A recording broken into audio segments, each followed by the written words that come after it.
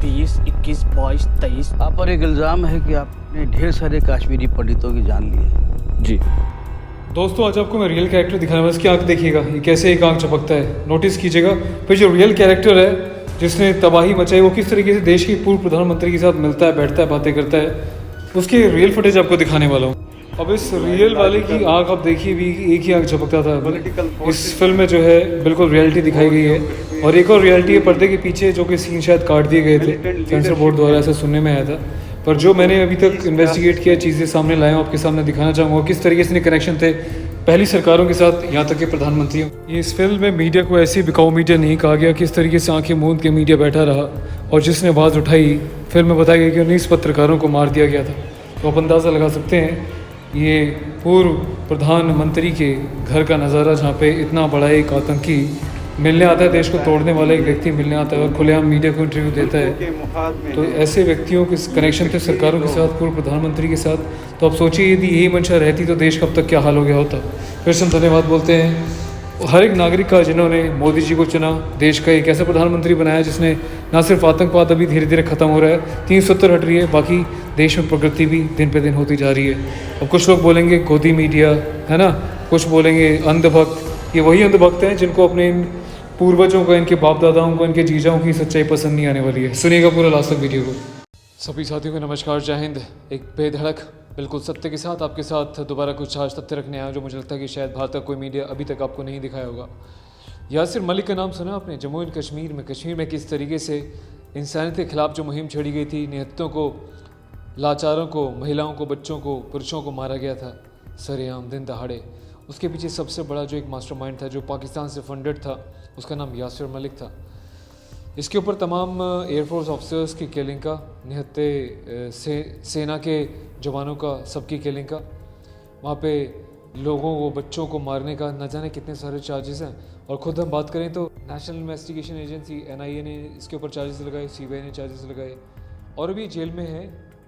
और जेल में ये कब गया, क्यों गया, कौन इसका कारण है, ये खुद लिब्रांडो उस चैनल की ज़ुबानी सुन लें जिस पे उनको सबसे ज़्यादा यकीन है, शायद अपने बाप से भी ज़्यादा। सुनिए पहले स्टेटमेंट है, उसके बाद इसके बारे में और आगे बताता हूँ। Cabinet Committee on Security was held at 4:30. Mr. Narendra Modi, who is the Prime Minister of India, he chaired this meeting, and then the decision was taken to ban this organization under UAPA as unlawful, association. तो देख लिया आपने क्या कहा आपके अब्बा जान ने, आपके फेवरेट चैनल ने। हमें तो यकीन है, तुम्हें शायद ना हो, तो इसे तुम्हारे ही चैनल की हमने एक क्लिप आपको दिखा दी। चलिए बात करते हैं कि ये है कौन। ये कुछ पॉइंट्स मैंने बना के रखे हैं, मैं आपके साथ इनको साझा कर देता हूँ। ये जो यासिर मलिक एक सेपरेटिस्ट था, कश्मीर को जो है भारत का अंग नहीं समझता था और इसे अलग करना चाहता था। वहाँ पे पाकिस्तान की करेंसी को चलाने के मुद्दे हों वहाँ के आतंकियों द्वारा, या फिर वहाँ पे जो है तमाम किडनैप। आपको याद होगा एक नेता की मैंने होम मिनिस्टर बनाया गया था, उसकी जो डॉटर थी राबिया सैयद को किडनैप कर लिया गया था, डॉटर ऑफ होम मिनिस्टर मुफ्ती मोहम्मद सईद।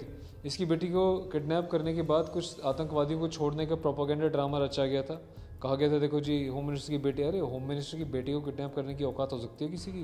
ये सब मिली भगत थी। ऐसे लोगों को वहाँ पे होम मिनिस्टर बनाया गया जो खुद देश के अंदर बैठ के उल्टे काम कर रहे थे, जाति मज़हब के नाम पर देश को तोड़ रहे थे। उसके बाद और क्या इनके ऊपर चार्जेस हैं? इनकी जो पत्नी थी, पहले उसके बारे में बता दूँ मैं। इसकी पत्नी जो थी पाकिस्तानी थी, वो मुशाल हुसैन मलिक। इन मैडम का एक ही काम था, मीडिया की बड़ी जानी मानी चेहरा बन चुकी थी।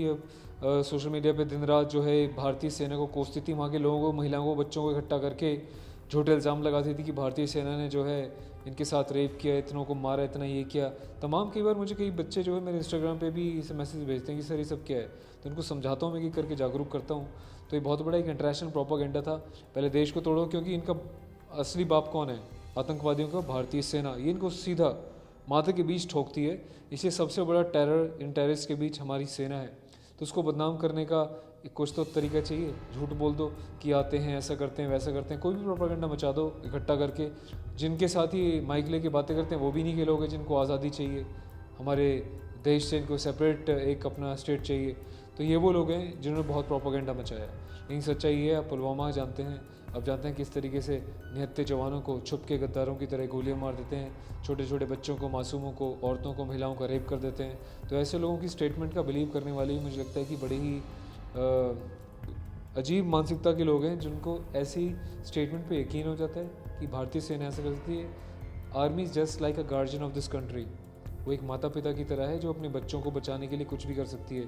तो क्या भारतीय सेना जो वहाँ पे अभी भी आप देख रहे हैं टेररिस्ट को भी मौका देती है कि आप सरेंडर कर दो, आपको छोड़ देंगे, वहाँ की माताओं को सहानुभूति दी कि आपके बच्चों को हम कुछ नहीं करेंगे, वहाँ पे जो है ताकि लोग ना मारे जाएं पूरा प्रयास करती है। इमरजेंसी हो या कुछ भी हो अपने कंधों पे उठा के गर्भवती महिलाओं को ले जाती है उनकी हॉस्पिटल्स तक जहाँ बर्फबारी में पूरे रास्ते जाम हो जाते हैं।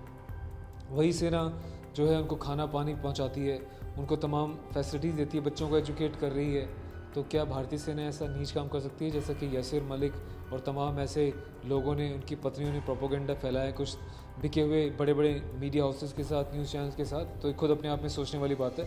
अब मैं दिखाता हूँ किस तरीके से भारत के former prime minister Manmohan Singh के घर पे इतने बड़े आतंकी को इनवाइट किया जाता है, उनको अप्रिशिएट किया जाता है और बड़े बड़े न्यूज़ चैनल्स पे इनके इंटरव्यूज़ भी लिए जाते हैं। तो मनमोहन सिंह के साथ जो है मैं आपको इनकी खुद रेजिडेंस पे यासिर मलिक जो आतंकी है इसको ये आता है और इनको अप्रिशिएट किया जाता है पीएम हाउस पे। सोचिए अब तो क्या मानसिकता रहेगी, क्यों बेकसूर कश्मीरी हिंदू मारे गए वहाँ पे, जिनकी लाशें बिछा दी गई, रेप किया गया, ऐसे देश के इतने बड़े टेररिस्ट को, गद्दारों को अपने घर में इन्वाइट किया गया। इस अब आप खुले चोट की डंके पे विद प्रूफ में बोल रहा हूँ, यहाँ पे पार्टी का मुद्दा नहीं, कांग्रेस पार्टी ने कि ऐसे सपोलों को पनाह दी अपनी राजनीति के लिए, ये अपने आप में बहुत बड़ा सवाली निशान उठ जाता है। ये देखिए मनमोहन किस तरीके से इस आतंकी के साथ खड़े हुए फ़ोटो खिंचवा रहे हैं। और ये क्या है इस महाशय की मैं आपको बता दूं कि 2006 में जो है इसको इनवाइट किया गया था पीएम मनमोहन सिंह के द्वारा उन्हीं के घर पे। अरुंधति रॉय एक सो कॉल्ड, आप जानते हैं क्या है, इसके जैसे तमाम इंटेलेक्चुअल्स जो है ऐसे यासिर मलिक जैसे लोगों के खास दोस्त रहे हैं। जेएनयू में खड़े होकर देश को भारत तेरे टुकड़े होंगे के नारे लगाने वाली गैंग, हम लेकर रहेंगे तो हक हमारी। ये सब जो है सब मिली भगत हैं। इनके कांटेक्ट इन सब लोगों से थे। इनको फंडिंग होती थी कि स्कूल में, कॉलेजेस में जो है बच्चों का माइंड डाइवर्ट करो, उन्हें जो है आर्मी के बारे में भड़काओ, देश के बारे में भड़काओ, उनको अंधभक्त बोलना सिखाओ, जो पाठ पूजा करे, राम का नाम ले, भगवा पहने, उसको अंधभक्त बोलो। तभी तो ट्रेंड है आजकल। खुद हमारे हिंदू देख लो आप, कोई कुछ बोलेगा अंधभक्त बोल देते हैं। हिंदुओं को बांट दिया, दलितों को शोषण के बारे में ना जाने ये और वो ऊंची नीची जातियाँ, ये बहुत बड़ा इंटरनेशनल प्रोपागेंडा मचाया गया जिससे कि मेरा देश टूटा। मैं फिर भी कहता हूँ सभी हाथ जोड़ के अपने भाई बहनों से, भाई हम सब एक थे, एक हैं और एक रहेंगे। ऐसे लोगों के भड़काव में कभी ना आए। कोई छोटा बड़ा नहीं है, हम सब पहले भारतीय इंसान हैं। हम सबको मिलजुल के एकता के साथ रहना, तभी हम इन बाहरी ताकतों से लड़ पाएंगे, वरना फिर ऐसे टूट टूट के बिखरते रहेंगे। तो डिसाइड आपको करना है कि आपको टूटना है कि आपको एकजुट होना है। ब्राह्मण भी एक दलित के साथ बैठ के चाय पिए, खाना खाए, पानी पिए, वो असली भारत है। ऐसा मैं तो प्राउडली करता हूँ। तो क्यों नहीं बाकी लोग कर सकते हो यार? क्यों ये भेदभाव लेके आए? क्या किसी काम को करने से कोई छोटा बड़ा हो जाता है? कि कोई नाली साफ़ करता है या कोई कुछ और काम करता है तो क्या आप उससे कैटेगराइज कर दोगे कि ये छोटा है, बड़ा है? इंसानियत मर गई है क्या? तो इंसानियत को जगाने का काम आपका है, मेरा काम सिर्फ आपको बताने का है। और इस फिल्म की चर्चा भी इतनी ज़्यादा हो रही है, इतना ही जिन ब्रांडों ने इसको रोकने का प्रयास किया, हम जैसे लोगों ने इनको, विवेक अग्निहोत्री की इस फिल्म को इतना बढ़ चढ़ के हमने जनता को जागरूक किया कि उसका नतीजा ये निकला है अभी कि पहले दिन 4.25 करोड़, सेकंड डे जो 10.10 करोड़ और थर्ड डे 7.25 करोड़ जो है ये फिल्म कमा चुकी है। तकरीबन 31.6 करोड़, जो बड़ी बड़ी फिल्में फ्लॉप पड़ी हैं 300, 400 करोड़ की बजट वाली। लेकिन मैं फिर से याद दिला दूँ, ये बॉलीवुड फिल्म नहीं है जिसको हम देखने जा रहे हैं, ये राष्ट्रीय हित में देश की फिल्म है जिसको हम देखने गए। बॉलीवुड को तो हम बिल्कुल कभी नहीं देखेंगे, मैं तो नहीं देखूंगा, आपका मुझे पता नहीं। जो मर्जी स्टार की मूवी आ जाए, मैं तो कभी चौखट पर पैर रखूँगा नहीं थिएटर की। देशभक्ति की, सच्चे लोगों द्वारा बनाई गई फिल्म कोई ऐसी आती है उसको ही मैं देखने जाऊँगा, पूरा देख के रिसर्च करके, वरना कभी नहीं। ये मैंने आपसे प्रॉमिस किया था और इस प्रॉमिस में हमेशा मैं बरकरार रहूँगा मरते दम तक। और यासिर मलिक जैसे लोग जो सेपरेटिस्ट रहे हैं, पाक फंडेड रहे हैं, इन्होंने तमाम हिंदुओं को मारा है, इन्होंने जो है तमाम एयरफोर्स के अनआर्म ऑफिसर्स को मारा, आर्मी के लोगों को इन आतंकियों ने मारा, पत्थरबाजी में इन लोगों ने फंडिंग करी, किडनैपिंग किया मिनिस्टर की बेटी का एक प्रोपागेंडा के तहत, टेररिस्ट फंडिंग ये लोग करते थे, पब्लिक सेफ्टी एक्ट के तहत इनके ऊपर चार्जेस लगाए गए, पत्थरबाजी की फंडिंग आप जानते हैं किस तरीके से की गई है, और निहत्तों को मारना, आर्मी पे छुप के वार करना, ये सब तमाम चीज़ें लगी।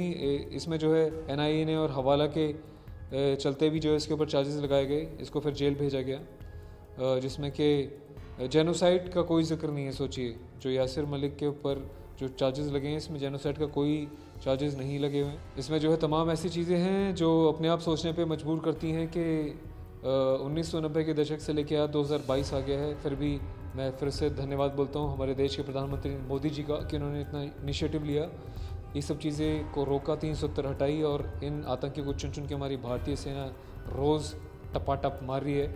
इसके अपडेट आपको शायद कहीं और देखने को नहीं मिलते, पर अपने चैनल रॉयल सोल्जर के माध्यम से कम्युनिटी टैब पे या वीडियोस के माध्यम से आपको हर दिन मैं दिखाता हूँ किस तरीके से इनका काम तमाम कर रही है हमारी प्राउड भारतीय सेना।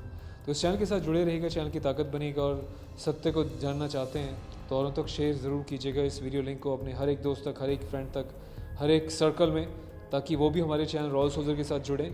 और चैनल को सब्सक्राइब करने के बाद वो जो घंटी वाला निशान होता है ना, ऑल नोटिफिकेशन, उसको ज़रूर प्रेस करें। सिर्फ सब्सक्राइब कर लेने भर से वीडियोस आपके स्क्रीन तक अगली बार नहीं पहुंच पाएंगी, तो ख्याल रखिएगा अपना। और आपके कमेंट बहुत इंपॉर्टेंट है, आप जो कमेंट करते हैं तो आपके विचार हर किसी तक पहुंचते हैं। जैसे कि प्रीवियस वीडियोज़ में आपने देखा, एक ही कमेंट को जो हज़ारों लोगों ने लाइक किया हुआ है। आपके कमेंट लोगों को पसंद आते हैं, आपकी बातें पसंद आती हैं, तो अपने कमेंट भी करें। ये मात्र चैनल नहीं है, मैं फिर से बार बार बोलता हूँ, एक परिवार है जिस पे कनेक्शन है लोगों का, आपका, हमारा, हमारे विचारों का, इस देश का। इस देश को एक करने के लिए हमारा प्रयास हमेशा से जारी था, है और रहेगा। प्रयास आपका चाहिए देश के साथ जुड़ने का, सत्य के साथ जुड़ने का और अपने इस चैनल की ताकत बनने का। तमाम ऐसे फ्यूचर में मुद्दे आएंगे जिसमें देश हित में हम आवाज़ उठाते हैं और इसमें आप ही को मेरा साथ देना है। आवाज़ को बुलंद करने के लिए, चैनल के साथ जुड़ के बातों को आगे तक पहुंचाने के लिए और भ्रमित करने वाले लोगों से बचने के लिए। तो ख्याल रखिएगा अपना। जय हिंद।